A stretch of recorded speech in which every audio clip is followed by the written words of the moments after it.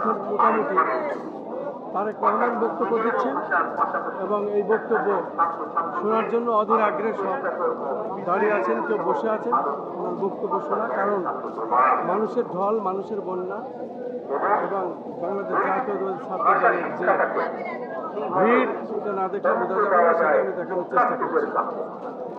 কোন পথে কোন লেভেল থেকে কোন ভাষা থেকে কিভাবে শিক্ষা দেওয়া যায় সেটির বিষয়ে দলের টিম কাজ করতে যারা এই বিষয়ে পার্টির যাদের রয়েছে।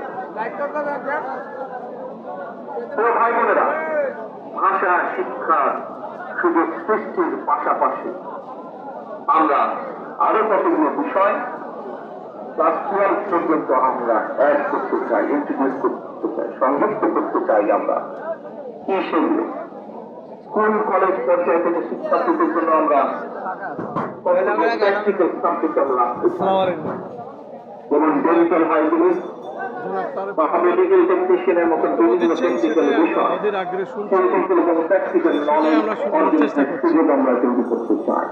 এবং ইনশাআল্লাহ আগামী দিনে জনগণের রায় বাংলাদেশ জাতীয়তাবাদী দল দেশ পরিচালনার দায়িত্ব করতে